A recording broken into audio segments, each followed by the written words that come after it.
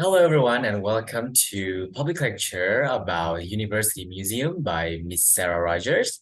As for the introduction, she is director of Kent State University Museum and has been in the industry for over 25 years. She was one of the founding curators of the Wexner Center for the Arts and has worked with fabulous artists and designers such as Coco Chanel and Maya Lin and Hamilton and many more. This is a part of Hajad Jagad project and is aimed for all of you, the audience, to gain more insights regarding University Museum topic. Please enjoy the video. Hello, friends. Greetings from Kent State, Ohio, in the United States. I'm Sarah Rogers. I have the pleasure of being the director of the Kent State University Museum.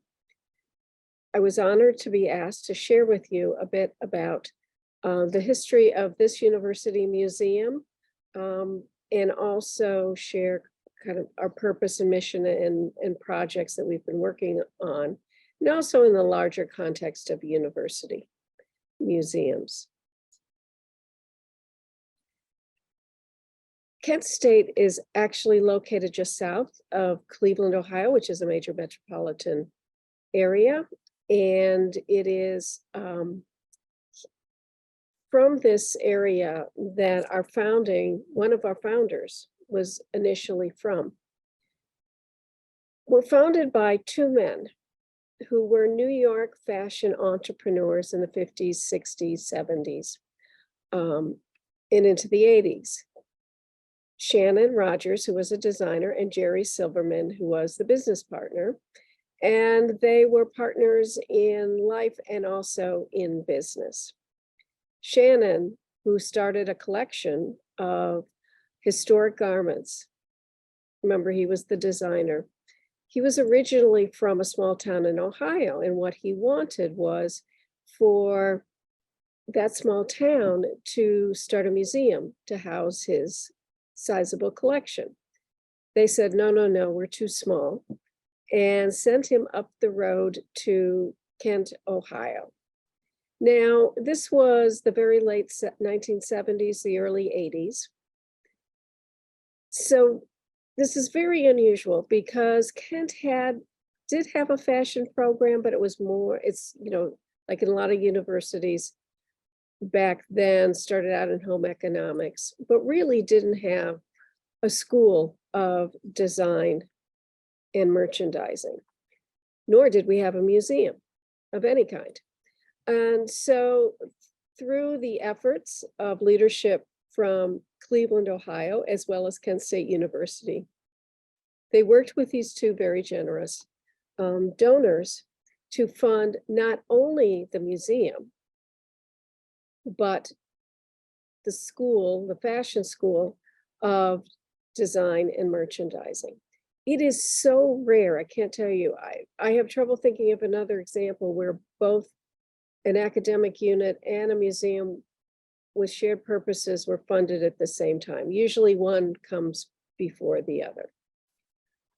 What you're looking at now is the outside of our building, and you say, oh, that looks kind of like a library. It's because we were. And that the space that we're housed in, sort of the sheath, was constructed in 1929.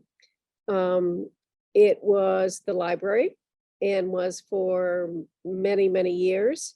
And in fact, it was where the administrative offices were until about 1972. And in fact, my office, which if you can see on the video, which is enormous, was the university president's office. Sorry for the mess, I'm working on a couple exhibitions. And you can see in the lower corner an old photo of when one of our galleries, I'll point it out in a bit, was actually the reading room. So here's nice photos of Shannon and Jerry. And the collection started with their 4,000 costumes. Now, when we use costume, we mean historic dress, the kind of interchangeable, as well as more recent fashion. Decorative arts, and their personal library, 5,000 books. So the building was renovated the library building to house the museum, which is where we are today, and we opened to the public in 1985. And again, I can't stress enough how unusual this coming together was. What often happens in American universities is there exists somewhere in the university a collection. It could be anthropologic objects because the university is so strong in that field, or geology, or early American objects because the history department. And then from that, there's this process, well, we have all these objects in the university. They really shouldn't be tended in a library, but we should build a museum. Again, very different for us, in which the two were designed together. I should note that the KSU School of Design and Merchandising, which I said we're closely aligned to, and we're physically, we share an atrium space, so a closed space, so they're right next door. They have become one of the top ranked schools of fashion design and merchandising nationally as well as internationally. So what's in our collection, and you know, what's the focus, and what do we where are we going with that? Well, obviously with the 4,000 objects, that created the base of our exhibition. And you see, you know, everything from, I mean, in terms of Western dress, so European, think European, in North America, our collection goes back to about the 1750s, 1760s, which you'll see that beautiful yellow dress on the left is representative of. We also have collections from around the globe. From Asia, you see the Asian peacock feather hat there. One of my favorite objects in the collection is just the tip of, on the far right, is that little, it's actually a Japanese child's hat, which looks like a chicken. We have jewelry, we have great depth in kimonos. We're beginning to have more contemporary design. And the 1920s, which you see in the lower left there. So the collection grew obviously over the years, because now we have 29,000 objects in the collection. Part of that is from the effort with the original donors. They worked with many of their designers, our friends, celebrities, especially in New York, where they were from, who could then loan either historic or then contemporary pieces to the collection. And that's how slowly we built up. One of the great sub-collections is, you'll see in the upper left image there, just a small part of the Katharine Hepburn estate. Katharine Hepburn was an American actress who began her career on the stage in 1936 and continued working on stage, in films, and actually eventually in television in the 1970s until she died. What she did along the way is she actually bought and she saved her costumes from her various working projects, because she felt that these were important historic artifacts, and she wanted them to go to a contemporary, she wanted them to go to a fashion museum or an academic unit where they would be studied and the students would have access to them. And Kent State was fortunate enough to be able to accept that gift. But what you see in the photo to the right next to it, those are actually garments by from a show of several fashion faculties. So we do present the work of faculty. On the far right, you'll see the back of that fringe dress is an exquisite and very rare 1926 Coco Chanel dress, very early. And that fringe is, as you can see, sort of in the object, in the photo, ombre. On the far left, we are not as strong in it in menswear, especially contemporary menswear, but we did a beautiful show from the closet of some local designer and artist who have remarkable, as I said, remarkable clothing. The far right, that's actually student work that was in a runway show in New York a couple years ago. So we have all these objects, and as a museum, as you know, we are here to preserve and protect, to study. And so we're responsible for the physical care of the objects as well as the research and scholarship. So in order to do that, we've been engaged in a project to upgrade our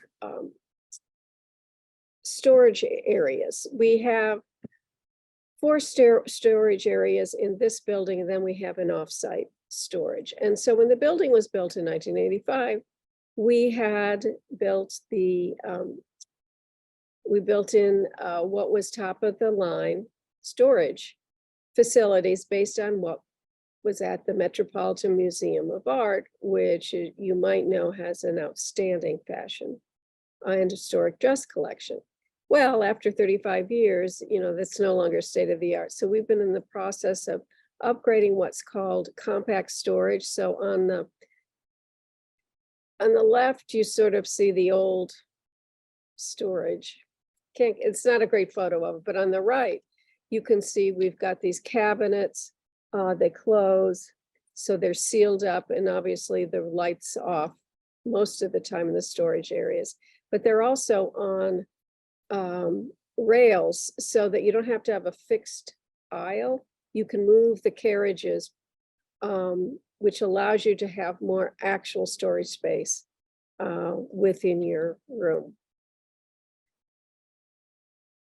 The museum has 8 galleries, and we present in most of those galleries changing exhibitions. But in our fashion timeline exhibition, we present really, as I said, from the kind of earliest point of our Western dress, which is the 1750s, up to today. So we have 4 galleries that present that history.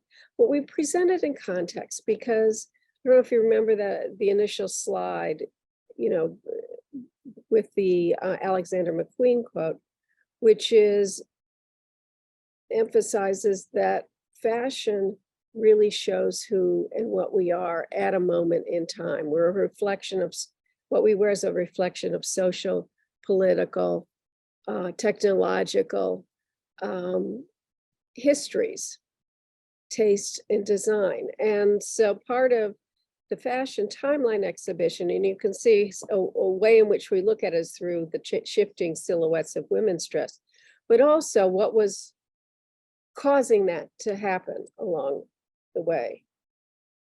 And so what I like to point out in these slides, on the upper left, you see a wonderful detail of a jacquard loom. The jacquard looms from the 18th century and in the late 18th century, in my mind, they're really the first computer, because they were used to be before then, those elaborate brocade fabrics. They were woven on these very complicated looms in which they had actually young boys on the back pulling the strings that would then create the pattern. Jacquard came up with a punch card. That punch card controlled how the threads ran to create the pattern, vastly reducing the production time and increasing output. But that then became, as you see in the lower left, those punch cards became the future of computers. So I like to say, fashion influences what we do in many, many ways. But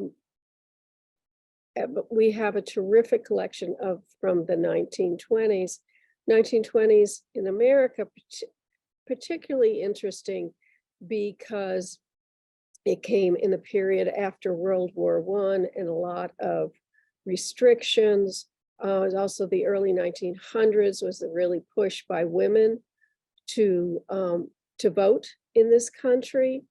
The styles became looser and no longer form-fitting, reflecting a more modern approach and sort of lifestyle of women. And excuse me, here you can see several dresses in our collection that are beautiful examples from dating right before the 1920s.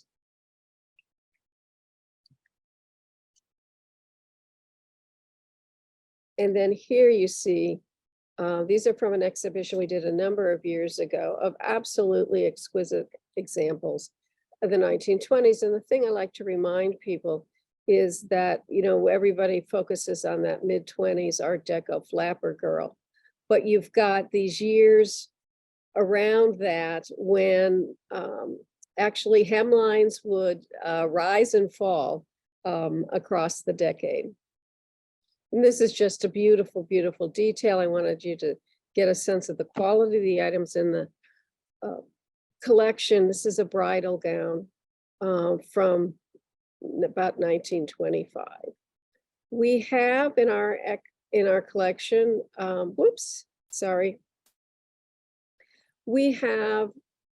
recently did an exhibition of Coco Chanel.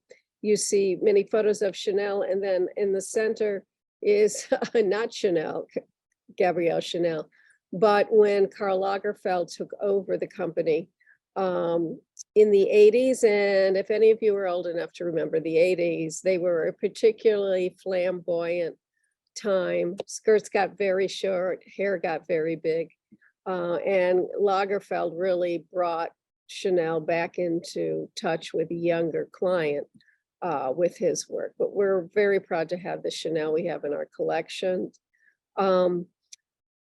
We also have a lot of objects, undergarments in the collection, and occasionally we've done that. But again, it begins to tell the story of change in especially women's roles. And the majority of our collection is women's wear, but we're going to be changing that. I'll mention that a little bit later. And here are some, just to give you an idea, you know, this is how we look at things as the evolution of styles. And part of the change in women's undergarments is because of the after World War II and the invention of these new man-made materials that allowed, I love these Pucci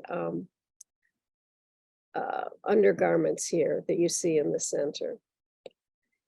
Now, fashion and design and the technologies to make them also have great impact in other arenas. We're working on you know, if you're talking about, so what's the purpose of exhibitions and what are we really trying to do here at the museum? In this country, museums have really evolved dramatically, I'd say over the past 15 years, in that museums can no longer be, nor should they be, places that are remote, are for elites, sort of the closed club. And it's really difficult because a lot of our buildings kind of say on the outside, stay out.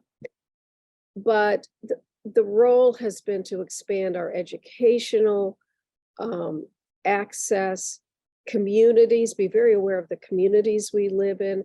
How are we sharing the wealth that's in our collection, but also invite people in who have different perspectives on what those collections are, and to help us build a new body of knowledge and conversation about those objects, to be more cross and interdisciplinary in what we do. We've done that in a number of projects, but that I'll show you in a minute. But one is what you see here is women in Bolivia knitting tiny stents that are used in heart surgery for newborns. I mean, that's pretty incredible. And I mention this now because we're working on an exhibition next fall. It's called Knitting Beyond the Body, which shows how knitting technologies are now being used in medical, in architecture, in production of, I mean, you wouldn't believe, you get in a car and a lot of that interior or in planes is actually knit, and it's knit because, I mean, knitting is actually more than weaving. You don't have waste. Also with knitting, you can shape as you go along, which you can't do with weaving, and that's made partially now by computerized 3D technology. So see, all these things come into play. Or, you know, it's important in our exhibitions that we respond to moments in history. You may have heard of Kent State because of, in 1970, when 4 students were shot by the National Guard during student protests around the Vietnam and Cambodian wars. So the 50th commemoration of that was several years ago, and our curator put together this show called Culture Counterculture, which tried to capture what was actually going on at the period of, because there were lots of people running around and, you know, there was the culture, the high society, the celebrities, as you see here, entertainers, especially Black entertainers, high-end designers from, again, Chanel down at the end to that safari suit is Yves Saint Laurent. But then it was also in the confrontation with, you know, what you might think of as 60s and 70s dress, which was hippies and flowing gown and peace signs and protesters, and sort of what those two, how they came together, and through fashion, actually, fashion designers ended up co-opting the look of many of the younger generations. So this was a really important exhibition for us.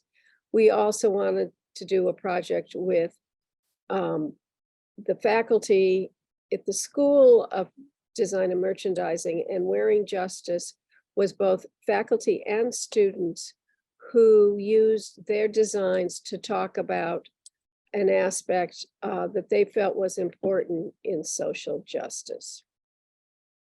One of the exhibitions that I'm most proud of, and I feel is a real change in, shows you the kind of change in opening up that we're trying to do here at the museum, was last year's fall exhibition, Textures, the History and Art of Black Hair. This was a collaboration with 2 faculty members, one in art history and one in the School of Fashion.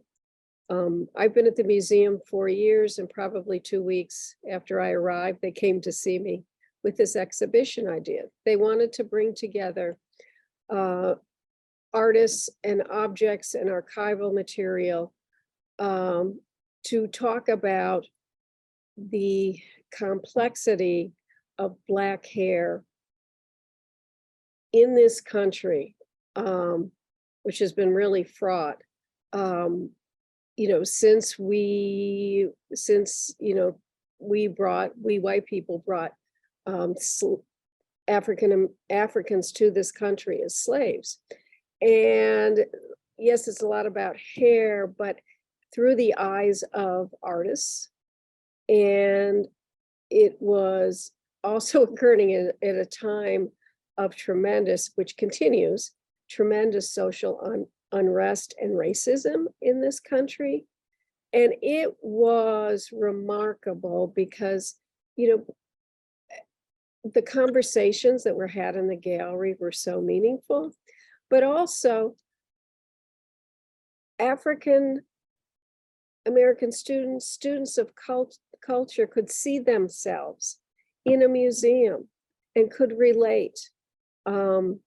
and could have conversations and felt welcome. And it was really pretty remarkable. And for me was a big signal on how we are changing and need to change.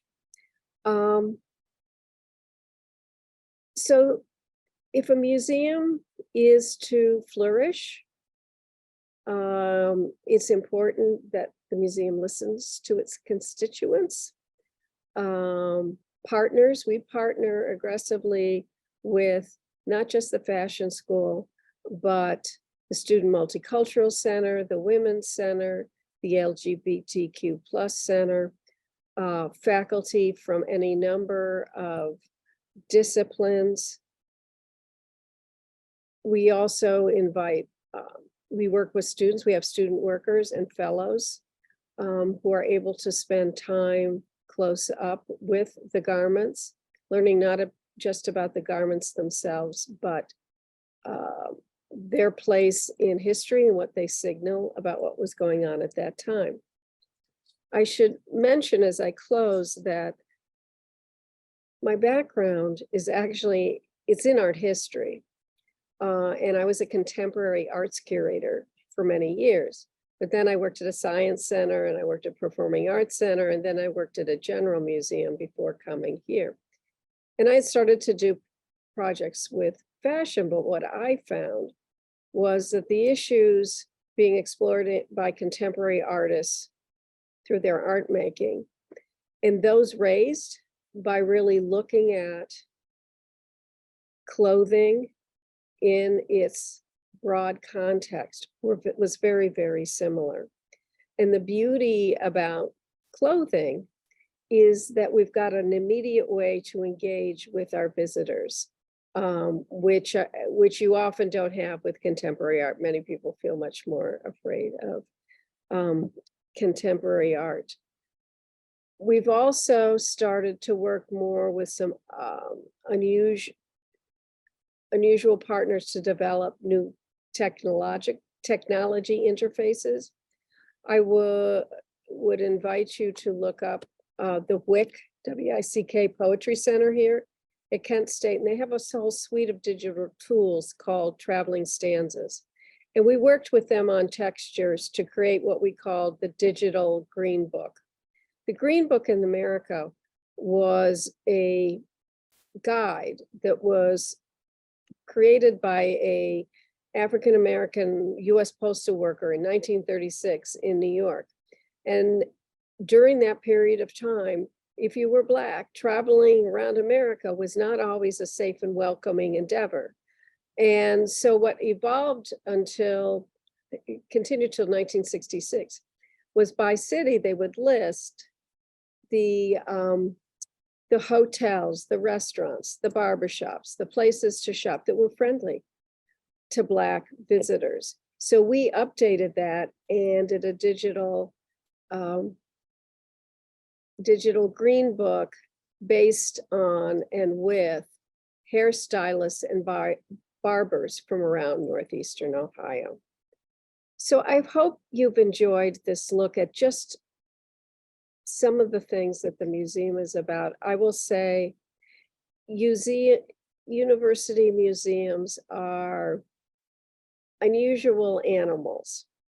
I love being part of a university because of the access to students, also to faculty, but it also means you're part of a bigger bureaucracy, which makes some things more difficult. But all in all, especially being here at Kent with this absolutely outstanding internationally renowned collection, it's been a great pleasure and certainly a learning experience every day. I wish you all well. I hope that if you have the opportunity, you will come visit us here at Kent State when you are in America. All the best to you. Thank you. Thank you so much for watching the video, and we hope that you gained a lot of knowledge from this public lecture. We also hope that you can apply some of that knowledge to your daily life. Consider subscribing, liking, and sharing the video, and see you next time.